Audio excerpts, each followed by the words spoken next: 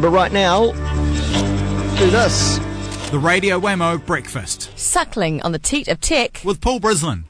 Yes, talking high-tech with Paul Brislen. Let's talk at this high-tech week. Hello to you, Paul. Good morning, how are you? Very well, sir. First up, the buzz in America, at least in America, probably not elsewhere in the world at the moment, is the iPad and its impending release this weekend. That's right, this very weekend the first units will go on sale, and they've all sold out. Thanks very much for coming, everyone. Thanks. Oh, have a good day. Okay, rightio. Yeah, they've all gone.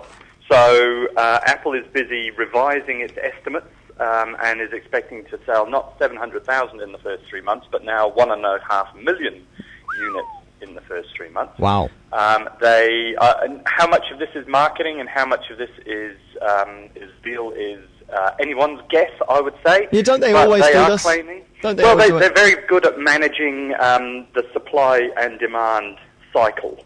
Are our good friends Apple. You know, they will launch a product and then very carefully manage expectations around it by generally creating as much buzz as possible.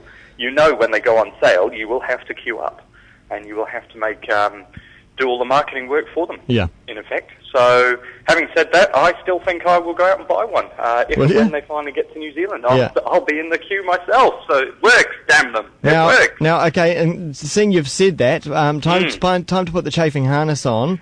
Time to put the harness on. With the Vodafone branding on it. I've got the Vodafone harness. I need a zipping noise. You know? Now, apparently these things need some kind of connection with a telco in order to get the full use out of them, and 3G use. Well, that's right. There are two versions. There's a Wi-Fi only version, which is kind of like the iPod Touch rolled out to a larger size, and then there is the 3G version, which is like your iPhone rolled out to a larger size.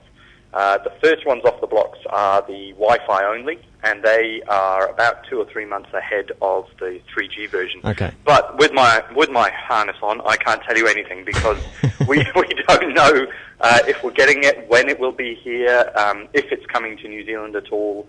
Nothing whatsoever. Okay. New Zealand's in the wave of countries that's slated for after the initial launch, but they haven't said how they'll sell it or who will be selling it. I can tell you, though, that one person in New Zealand will be getting one ahead of anyone else in this country. Who? And that's Lisa Tickled Pink. No! Yep, care of Leo Laporte. Oh! Broadcasting genius. Legendary. He because of all this whole Twitter thing, telling all his followers to follow Lisa for all the trouble that it's caused her. She gets a free iPad that should be arriving probably next week. Well, I think you need her on the show. Don't I to be demoing it, eh? And then we need to have a little play. Yeah, exactly. And then you don't mind leaving it here, just overnight. She may want to auction it off to the highest bidder, fresh in the box on Trade Me. Yeah. Oh, well, actually, a live unboxing. Now that would be quite something. Oh, the live unboxing. You can't go past that. No. Although this is, a morning show, so you've got to be careful just how you present that kind of thing. Yes. Yes. All right, so that's happening this weekend. Let's move on to something else. New Zealand leading the world in not having software patented. What's this about? Well, this is very interesting. So we're reviewing all of the copyright and the patent stuff at the moment here in New Zealand. The Select Committee has heard back with the first version of the bill that will replace the existing copyright legislation, patent legislation, I should say. And one of the really surprising but really intriguing moves is this idea that there will be no patent protection for software. So if you develop a nice little bit of software that revolutionizes the world, like, say, for example, the spreadsheet, you can't patent it in New Zealand. You can copyright it, certainly, and there'll be other protections, but you will not be able to claim patent protection.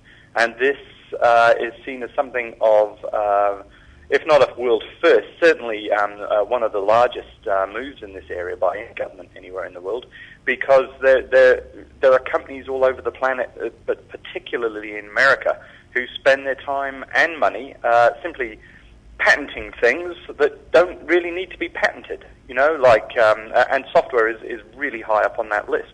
So then when I come along and you and I sit down and develop a nice piece of software and think, this is great, this is really cool, this is so obvious, one-click shopping, for example, If a customer wants to buy something, they just click on the Buy Now button, and it automatically fills in all their details for them. Well, that's patented by Jeff Bezos at Amazon.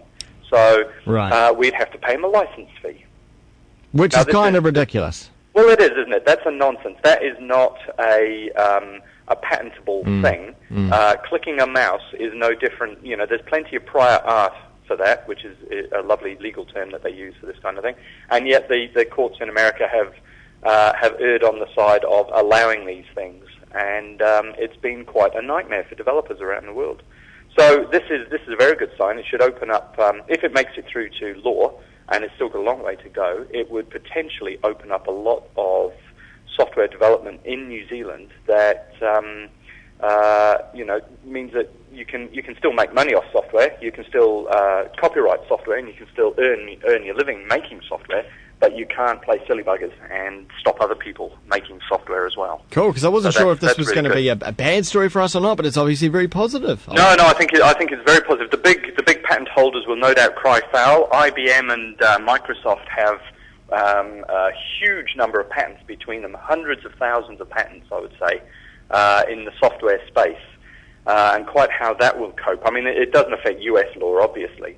But it's good to see the New Zealand government taking a stand and actually saying, well, no, hang on, this is rather ridiculous. The idea that you can patent a software thing, that's not what patents are for. Yeah. They're for original invention that would not occur to somebody else working in this field. And that's really quite a critical move, I think, and good on them for doing it. Interesting. Paul Brislen, you have a great long Easter weekend. And you don't eat too much chocolate. Don't eat too much chocolate, and don't spend too much time on that battlefield. Oh no, it's nearly done. Just a few more hours, Mum, and then I'll go to school. It'll be fine. Twitter.com/Paul Brislen, as we can go and have a conversation with him as well.